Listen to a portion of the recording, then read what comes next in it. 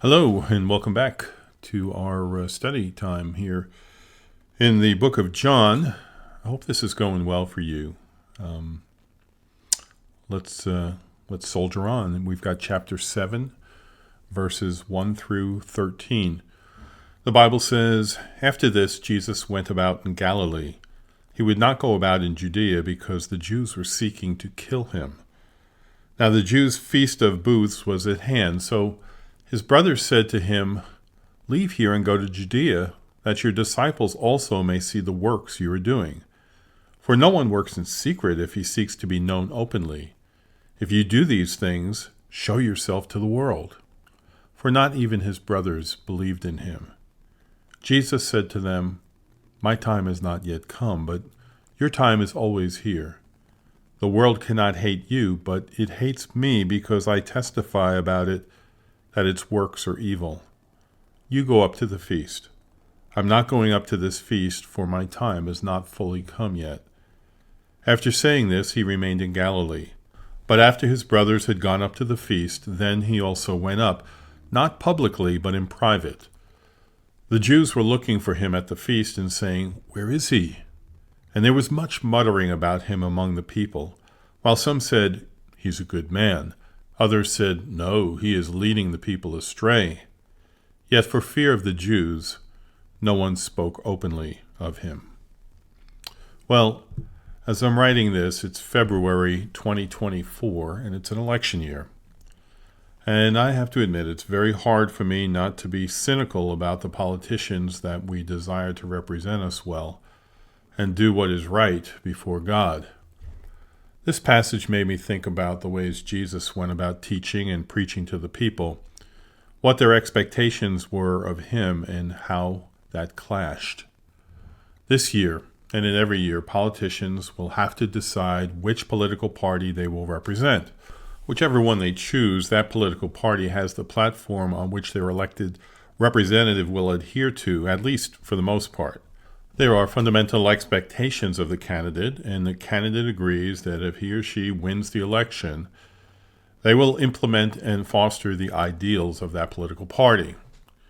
The candidate has a team of people who plan dinners and parties to raise money, as well as public appearances.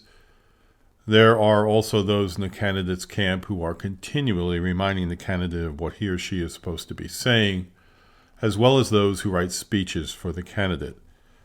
Once the election gets further into the process, it's likely that protection will be assigned to the candidates to protect them from people who hate their message and may become violent toward them. My job is to discern which candidate best represents what I want to see lived out during his or her time in the office. But the problem for me is that I cannot judge their sincerity. Politicians are known for telling people what they want to hear to get into office. Therefore, I do not know what the actions or thoughts of the candidate will be once they are in office, even though they may say things that I strongly agree with during the campaign. So here we find Jesus in Galilee during the feast time, a time where the Jews gather in the city of Jerusalem. He's been preaching a message which is unlike any message that has ever been given. The people want to hear how he was going to ascend to be king of their nation and remove the oppression of the Roman Empire from them. But he never spoke a word about that. Instead, he was directing the people to think about their own hearts and telling them that yes, he was the one who they were expecting to come, but his coming was for completely different reasons. He was not running for the office of king. His words were not given to him to speak by a group of supporters. He wasn't saying anything that the people were pressuring him to say. He wasn't trying to raise money or anything for himself, and he would not say anything but the truth from the Father in heaven. You can imagine the loneliness that a politician can feel on the campaign trail, even though they have many people around them. But that would be nothing compared to the loneliness that Jesus must have felt. He had a small handful of men who were beginning to understand who he was, but if you thought that at least you could count on your own family, you'd be wrong. John writes that not even his brothers believed in him. How could that be? They lived with him for many years. And we know that the Son of God cannot sin because he is perfectly holy and without sin. Therefore, he must have been one of the kindest, most loving siblings that anyone could ever have. It must have been astonishing to grow up alongside him, and unless you were spiritually blind, you would have to know that this was an incredibly special person. Well, as we have learned, people are spiritually blind unless God gives them the ability to see what is true. And it seems like these brothers were no different than the rest of the crowds who had an agenda for Jesus to be king and get rid of the Romans. The campaign advice of the brothers was to go up to Jerusalem, do some miracles, and make a huge splash.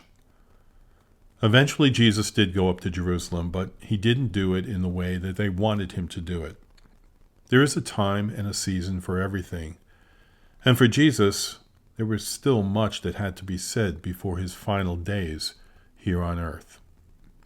Even though the Jewish people did not know Jesus was in Jerusalem, he was still the talk of the festival.